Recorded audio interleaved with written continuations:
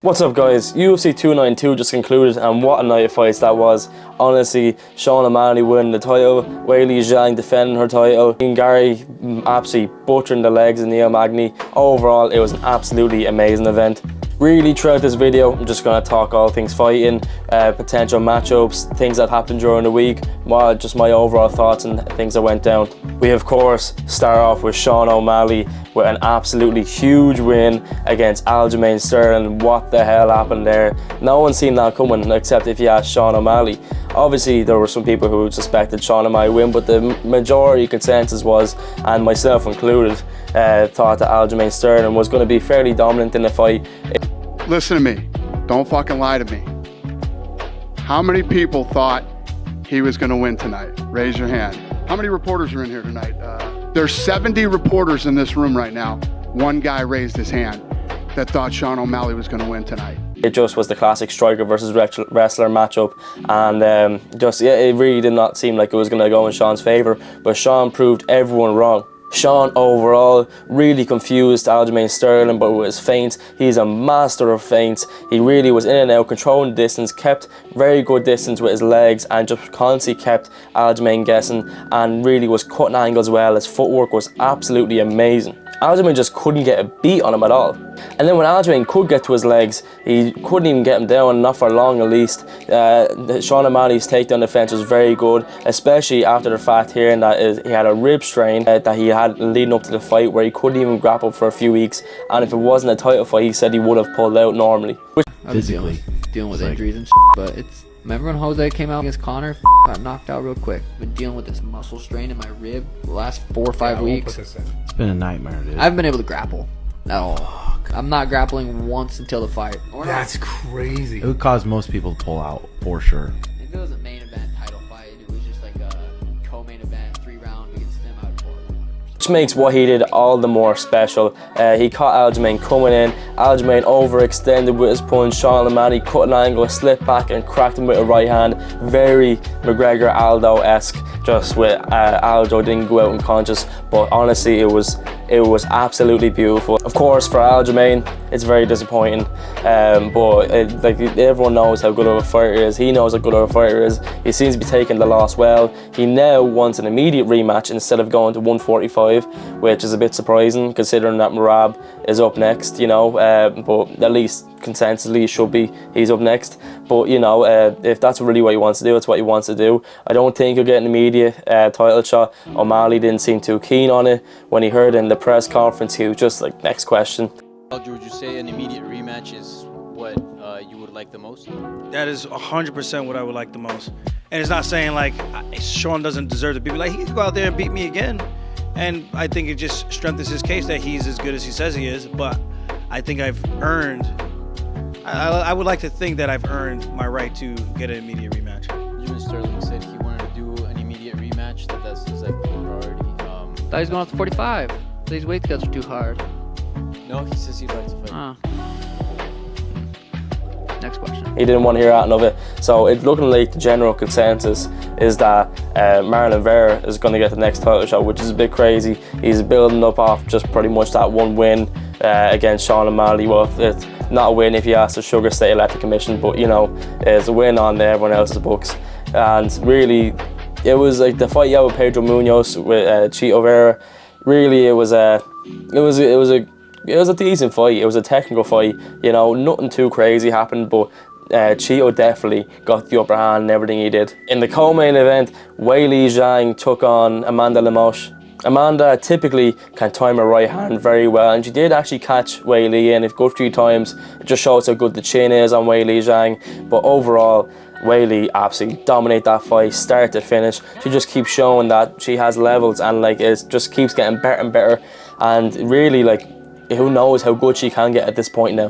The clear next contender now for Weili Zhang, and what seems to be on the cards, is Tatiana Suarez. Now, I absolutely love Tatiana Suarez. She's been an absolutely dominant fighter for years in the UFC, but she was unfortunately kept out for quite a long time due to injuries, and I'm just very excited to see her back. She's continuing her dominant run as she was.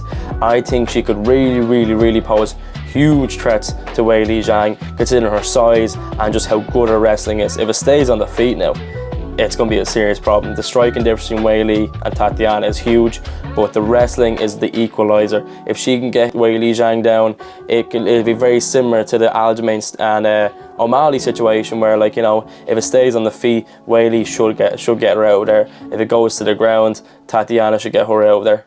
Ian Garry, where to start with this? Well, I guess I'll start with his actual performance. His performance itself was masterful. There was not one single mistake he made in that fight.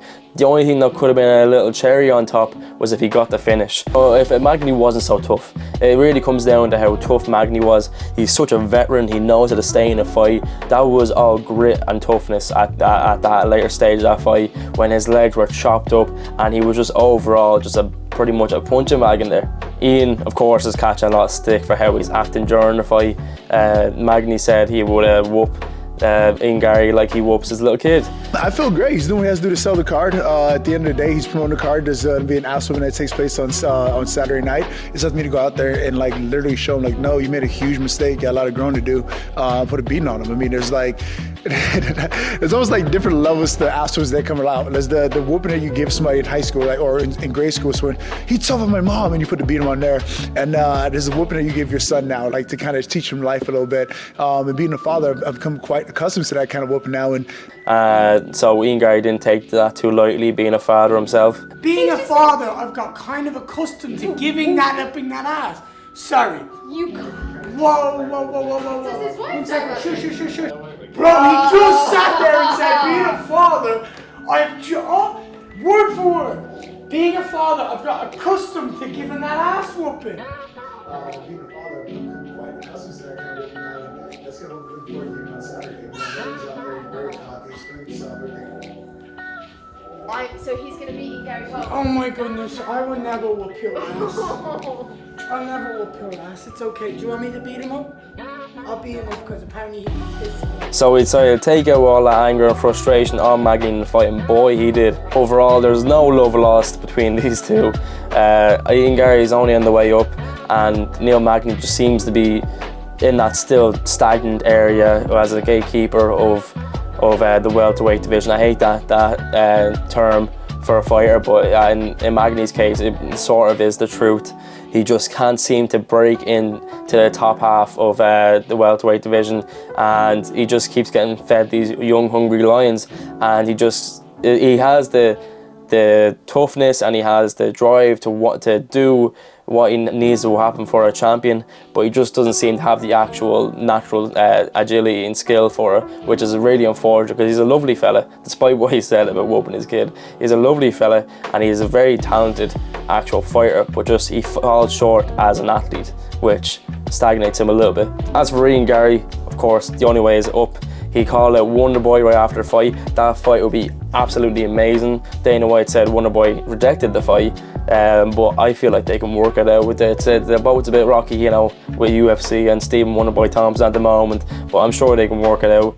Be an absolutely amazing fight. It's a fight I've wanted for so long. Ian Garry, as soon as I heard he's in the UFC, I was like, I want to see him against Ian Garry, or against Stephen Wonder Boy, or even more so, I would love to see him against Leon Edwards. And in other news, don't typically talk about this, but the KSI and Tommy Fury press conference was on, also Logan Paul and Dylan Dennis, and it was just a shit show, start to finish. Like, but I guess like that's really what all this influencer boxing is, isn't it? Like, it's just entertainment purely and solely, and that's what they did. They entertained. You had Logan Paul bringing out a Dylan Dennis cake of him knocked out.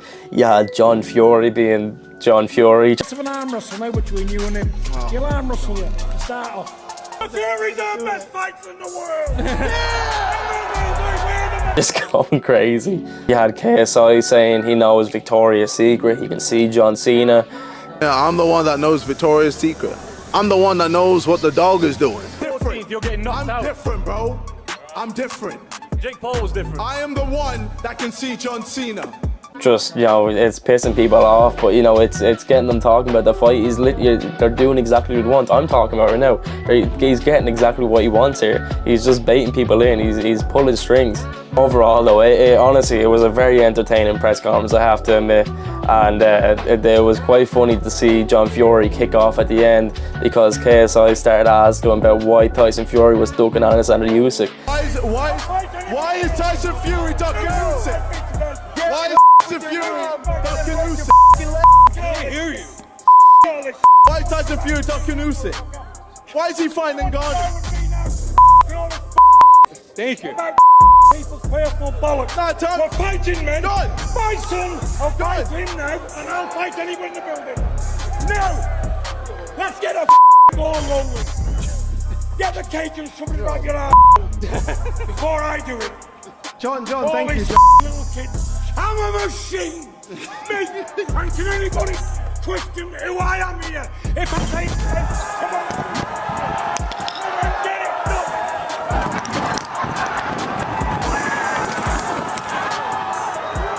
And we all know he's ducking Usyk. Usyk accepted every term and condition that Tyson Fury threw at him, but he just doesn't want that fight. He doesn't want that shit. It's just like, call it a spade. Like, that's what it is, you know? And it's disappointing, but I am also excited for the Ngannou Fury fight. But the YouTube scene right now, it's entertaining. Also, last but not least, before I forget, Mike Perry is the backup for the Logan Paul Dylan Dennis fight. Because Dylan Dennis, I actually don't think this time he'll pull out. I'm probably going to be eating those words, but this time I actually do not think he'll pull out because he's going to get fined if he pulls out, even though he probably won't care. But still, I don't think he will. But if he does, they have Mike Perry as the backup, which is a way better fight than Dylan Dennis. Like, I'd actually really prefer if Dylan Dennis pulled out. Like, in this situation, it'd be a way better fight, way more competitive, a lot harder for Logan. I actually think Mike Perry puts a beating on Logan, to be honest. But regardless, the situation right now is Logan Paul versus Dylan Dennis. So what's looking like could happen is on the undercard having Darren Till versus Mike Perry, and that's a rivalry that has respect between, of course. Started off as pure beef, but now they respect each other. They sparred with each other, you know. They got together, they trained, and you know, both in UFC, they were rumoured to fight each other for ages, and it just didn't work. Darren Till was climbing up the rankings, Perry was going down and kind of up and down, staying stagnant, and eventually Perry was cut and Till moved to the middleweight and then was cut himself. So now they're both free agents. Obviously Mike Perry fights at BKFC, but he can box as well. Darren Till is completely free agent, not with anybody. So like, who would want to see that fight? Like, it'd be, especially in boxing, that's like we wanted to see Darren Till versus Mike Perry just swang and bang, you know. Like, we wanted to see him just kind of, you know, rock 'em, sock 'em, robots, just slug it out. So like, if that fight comes true, I'm way more excited for that than KSI versus Fury or Logan versus Dylan. Overall, very eventful week in combat sports. You know, I'm very happy with it.